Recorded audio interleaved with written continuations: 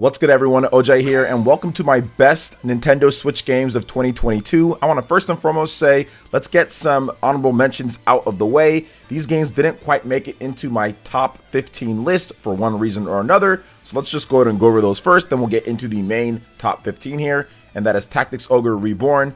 Fantastic classic being reborn on the Nintendo Switch. It was a lot of fun, really liked it. Ollie Ollie World, which is also a fantastic game that was kind of overlooked this year. 13 Sentinels Aegis Rim, fantastic visual novel blend with an RTS game, really good. Tunic, fantastic, cute, lovable game that blends Souls and The Legend of Zelda. Neon White, which if it wasn't in first person, I'd probably like it a lot more, but it's still a really good game. And Pokemon Scarlet and Violet, and this game would be high up on my list if it wasn't for the technical issues in the game, but it was still a ton of fun to go through. Now with that out of the way, let's go ahead and get into the best games on the Nintendo Switch in 2022. First up on the ranking here is Crisis Core Final Fantasy VII Reunion. I wanted to wait before I did my best games, or at least my final video for best games this year, because Crisis Core wasn't out yet, and Dragon Quest Treasures wasn't out yet either. And to me, Crisis Core Final Fantasy VII Reunion is a phenomenal game and absolutely deserves to be up there as one of the best games of the year. It has a great remastered remix of the gameplay, fantastic graphics, really cool story once you really get into the meat and potatoes of it. And I think that the upgrades and improvements to this remaster, it blurs the line between a remake and a remaster because the gameplay is so much better than the PSP title. You don't always see that with remasters because they're officially classifying it as that, but the gameplay is so much more improved. I love what they did with the graphics in the game. It just looks, sounds, and plays so much better. So Crisis Core Final Fantasy VII Reunion had to make it to number 15 on my list. Number 14, Teenage Mutant Ninja Turtles Shredder's Revenge. Now this is a old school beat 'em up, and I like that because I grew up playing old school Teenage Mutant Ninja Turtles beat 'em ups, and I was actually surprised with this game because a lot of the recent beat 'em ups that have been coming out with like River City Girls and also with Streets of Rage, none of them made it into my top lists of any of the different years that they came out. Like none of them made it into the top, but Teenage Mutant Ninja Turtles Shredder's Revenge was so good and so satisfying that I had to put it on here. The only issue that I have is that the game is a little short, but it provides plenty of replay value, and the combat is just satisfying. It has like this bone-crunching type of feel to the combat, and it's just so smooth. It's got online multiplayer as well, and a ton of secrets to unlock, and a good roster of characters to go through. So I was actually surprised that Teenage Mutant Ninja Turtles Shredder's Revenge was this good. So it had to make it to number 14 on my best Nintendo Switch games of 2022. Number 13, The Legend of Heroes Trails from Zero. This game honestly could be a lot higher, but it is a classic kind of brought back, but it's still extremely good. I think that the best thing about The Legend of Heroes Trails from Zero is absolutely the combat in the game. This has one of the most addictive combat loops and one of the most intricate yet easy to use combat systems as well, considering hardcore RPGs. The story is also fantastic. I think that Falcom has crafted something that they can really build off of here when it comes to future Legend of Heroes games, even though this is a remaster of an older game, but it still plays as if it was a new game, just with the graphics not necessarily being modern, but it's still extremely good. Another thing that I really liked about it was the upgrading in the game. You always feel like you have something to get, something to do, something to fight, and there's so much side quests and other things. You can spend 100 hours in this game if you really wanted to collect and get everything. So I can't recommend The Legend of Heroes Trails from Zero enough on the Nintendo Switch. Number 12, Fire Emblem Warriors 3 Hopes. Another game that could be higher on my list, and this actually surprised me quite a bit. I wasn't expecting Fire Emblem Warriors 3 Hopes to be as good as it was. I thought that Fire Emblem 3 Houses was going to blow it out of the water and I'm just going to be playing just like a spin-off, and it wasn't really going to be my cup of tea as much, but I ended up liking it as much, or if probably not more, than Hyrule Warriors Age of Calamity, despite that game being high up on my 2020 list, but that was only because of the competition in 2020. This year, definitely a lot more games. But this game surprised me with all of the upgraded mechanics from Fire Emblem Three Houses. This is almost like a sequel that improves upon many of the ideas in Three Houses and takes it and makes it more fun. And I think that in many ways it can be more fun than the vanilla Fire Emblem Three Houses of the strategy RPG, but this game does a lot of great things with it, and it makes it to where it's not tedious anymore. You can fight to your heart's content. It's got great controls, it's got a ton of characters, but it's got a lot of playability and quality of life features that just make it less tedious to go through and play, unlike Fire Emblem Three Houses with some of its mechanics. So Fire Emblem Warriors, yes, it's a Warriors game. Yes, it isn't necessarily super innovative with its combat and its structure, but how they did things and how they evolved it from Fire Emblem Three Houses absolutely made it one of the best games of 2022 on the Nintendo Switch for me. Number 11, Live Alive. This is a remake of a very old RPG that was never localized here in the West. And I'm so happy that Square Enix, or should I say Nintendo, decided to get this done, because it was Nintendo's idea to bring this to a worldwide audience on the Nintendo Switch, and they're the ones who got Square Enix to do it, and it was such a great idea. The game reviewed well, the game sold well, and it's fantastic because it takes you through these different journeys throughout time of defeating an evil to the accumulation of when everybody meets up and has to get one more job done. Live Alive is one of those games that has different mechanics thrown in there. You kind of play a different game with each different story you go through throughout time. But as you go through, you start noticing little things here and there that connects everything, especially with the bosses of each realm. And once you get to that ending part and you really get the true ending and feel what this game, or at least the soul of what the developers were trying to do, it becomes easily one of the best games in 2022. One of the slickest combat systems, even for back in the 1990s. To bring it to this point, it still feels very relevant and good. So Live Alive absolutely deserves a spot on the best games for the Nintendo Switch in 2022. Number 10, Splatoon 3. And I think one of the best things about Splatoon 3 to me is the updates. It seems like whenever there's an issue, whenever something happens, they're able to update things. And this game has constantly gotten better since the launch of it. It was a little bit rough at first, but they've kind of really tuned things up quite a bit and continue to add in events with the Splatfest, and also add in other weapons, and also increase the amount of playability in the game.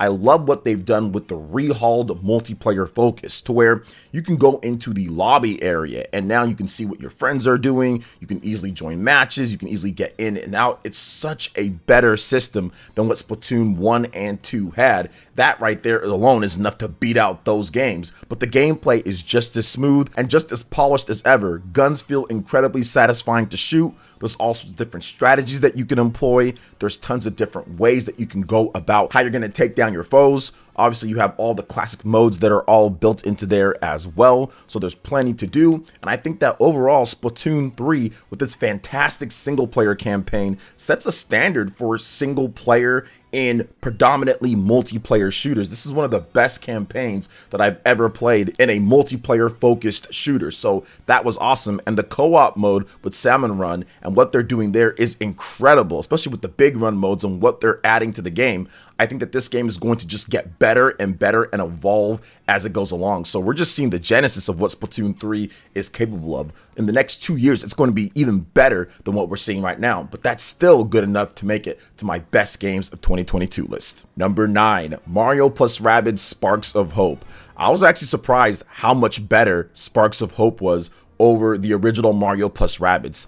The characters have more personality. They added a bit of voice acting to the mix, which really helps out the Rabbid characters. And what I love about it the most is probably the level design. How they actually put together the levels of each world and how it's unique and themed, and there's different exploration that you can do and different secrets to find and different challenges to take part of. It's fantastic. But even with the weapons are more tuned towards the character. You have Rabbid Mario, who uses these big brawler gloves, which is definitely different from what he had before as just like a generic gun. It's more of their alter ego, and their weapon kind of suits how they personally feel. So I think that Mario plus Rabbids did a great job of actually melding the Rabbids into a more cohesive unit with the Mario characters to where they're not really annoying anymore. You actually look forward to seeing what new Rabbids characters you're getting, trying them out in battle, and using the new spark abilities to really augment the gameplay, because the sparks just kind of take things over and they come pretty much necessary on the harder difficulty. Now on normal and easy, you can kind of just do whatever you want, but I think this is where Mario plus Rabbids really shines. Sparks of Hope does a great job of letting you utilize all the different abilities that you get and then putting you in situations to where you're going to have to know what the weaknesses are, what the resistances are, what characters you're using, when to have your certain characters in. It's fantastic, like I said, especially on that harder difficulty. So Mario plus Rabbids Sparks of Hope earns a number 9 on my list. Number 8, Kirby and the Forgotten Land. This game is pretty much near perfect for me when it comes down to it. The only thing that I can say is that it would have been nice if they targeted a 60 frames per second instead of 30 frames per second, but it still plays incredibly smooth. And I think the thing that makes Kirby and the Forgotten Land so good is the fact that the input delay is minimized to the max. As soon as you press that button, even in 30 frames per second, that move comes out, that jump comes out, that action is done. You can have precise, tight platforming along with the action in the game and never feel cheated. And I think that's what makes a great action platformer a great action platformer, is when you don't feel cheated when doing platforming or when fighting. And even on the toughest levels, you can say, all right, that was my bad, maybe it was a little cheap here and there, but for the most part, the controls don't get in your way. And Kirby and the Forgotten Land is by far the best controlling Kirby game that I have ever played, at least in the 3D space, because this game controls like a dream and the levels are so creative and inventive, and there's so many different weapons to get and upgrades to get and different areas to find. Kirby and the Forgotten Land is a dream 3D Kirby game that we've been waiting for quite some time, and Nintendo and HAL finally pulled it off. So that's exactly why it made it up to number 8 on my list. Number 7, Chained Echoes. Now this is a dark horse game. It kind of came out of nowhere, and it's why I wait till mid to late December before I decide to do my Game of the Year votings, because you never know what type of game is going to pop up at the end and just be incredible, and that's exactly what Chained Echoes is. It's an old school styled RPG, but moves things at a very brisk and fast pace. Think like Chrono Trigger, Secret of Mana, all of the golden era RPGs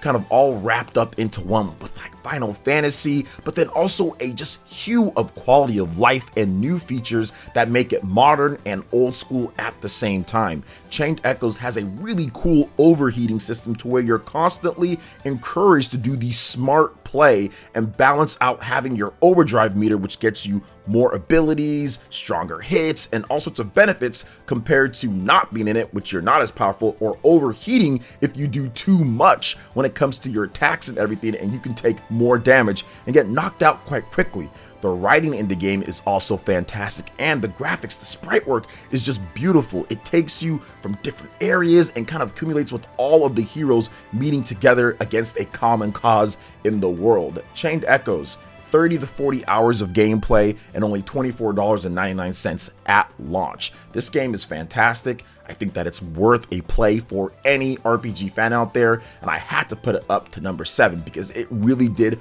earn that spot. Chained Echoes is one of the best modern old school RPGs I've ever played. Number 6, Pokemon Legends Arceus. Pokemon Legends Arceus is an experimental game, and it's definitely flawed, but I'm giving it extra points for it trying something new in the Pokemon universe. You have a hybrid turn-based and action RPG, because for the first time in the series history, when it comes to a mainline game, they completely mix up the formula. Now you have these really big open-ended areas where it's not multiplayer focused like in a normal game. We have Pokemon Scarlet and Violet that has a true open world, but this was before Pokemon Scarlet and Violet. And what they did in this game is they made it to where the exploration of flying around or climbing a mountain or being able to fight crazy powerful monsters out in the open, and then also being able to move your character around while there's a Pokemon battle going, and even having boss battles traditionally designed like a single player RPG where you're actually fighting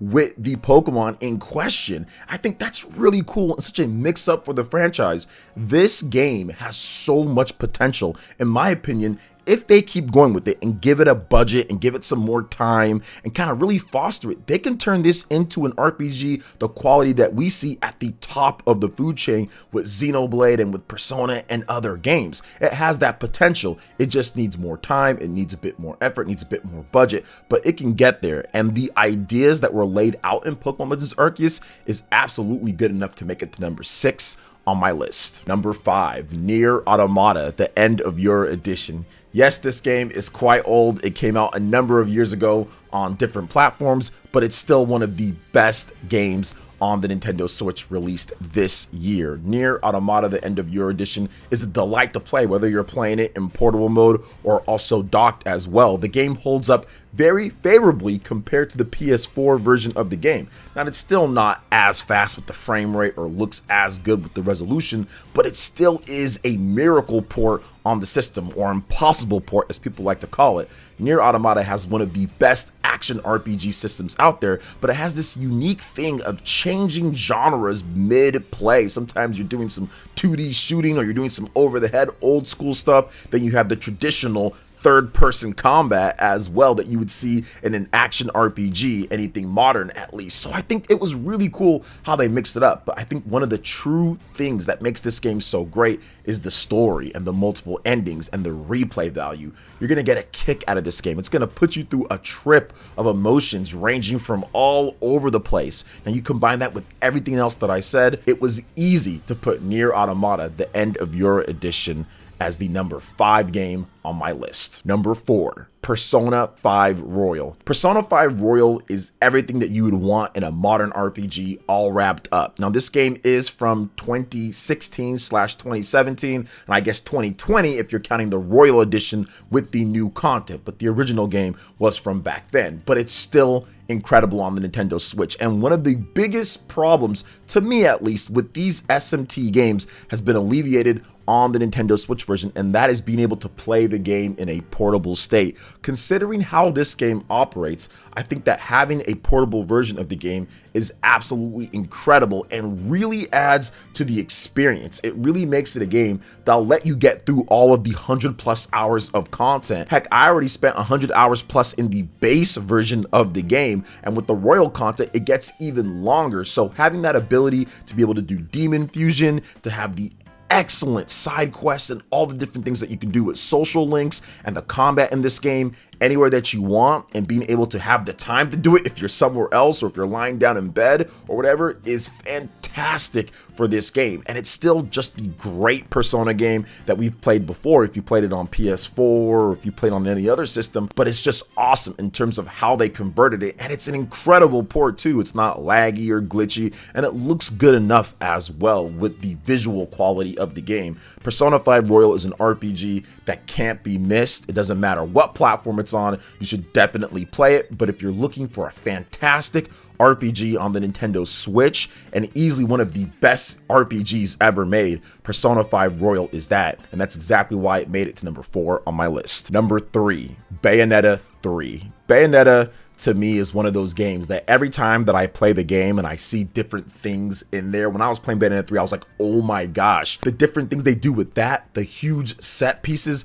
Bayonetta 3 is an incredible action adventure. It really puts you into the combat phases that Bayonetta has gotten and how much stronger she is in this game than any of the previous games. And they add in a nice mix up with Viola as well, and her sword slashing with Cheshire too. So to me, Bayonetta 3, while not perfect, there's definitely some issues with the game with some of the frame rate and stuff like that, but the game to me was still extremely fun to play through, and I'm giving it bonus points for being an actual new game released this year. But the game was still fantastic. I actually really liked where Bayonetta went in this game, and I felt that Bayonetta 3, to me, with the controls and how precise they were, everything felt really accurate and very fun to play. And Bayonetta's gameplay is just insane with the amount of combos and content and the skill tree and the quality of life options, being able to upgrade anywhere that you want. The replayability of this game is off the charts as well, with the difficulties and secret missions and the different bewitchments that are in the game. Bayonetta 3 to me is a phenomenal action game and should not be missed for Nintendo Switch players, and that's why it's number 3 on my list. Number 2, Triangle Strategy. This is one of the best strategy RPGs of all time, and I put it up there with my all-time favorites like Fire Emblem Three Houses, like Fire Emblem Awakening, Shining Force. Triangle Strategy is right there to me, and the reason why is because of its encampment and its quality of life features, in addition to its smooth gameplay and phenomenal story. The world building in this game is absolutely bonkers. Like, they really take things to the next level, making sure that you know who everybody is by easy prompts that you can press when someone's talking. They also do this cool feature called the encampment, where pretty much anywhere where you are, you can go into your home base, you can level up, you can talk to your other teammates, you can upgrade, you can do different types of things, you can buy weapons, you can just prepare. And that is even before main missions, right there in the menu or out in between the story-based stuff. So Triangle Strategy has multiple different difficulties, multiple different endings, and really gives you that sense of, man, I've got to pick something here. I got to make this decision, and this is going to be a big part of what happens going forward. I absolutely love that, and it built the tension in the game, and the combat is just sublime. The kudos system rewards you for playing smart, doing backstabs, make sure that you do pincer attacks, different types of team-up attacks with your opponents. It really does reward you for making sure that you play smart and you play efficiently with more items and experience. So I had to put Triangle Strategy at number 2 on my list. And number 1, Xenoblade Chronicles 3. I think that Xenoblade Chronicles 3 always ends up on the list that I do when it comes down to it, or Xenoblade games make it there. But I had to put Xenoblade Chronicles 3 at number 1, and here's why. Xenoblade Chronicles 3 to me really is the epitome of what Monolith Soft could do on the platform when it comes to Nintendo Switch.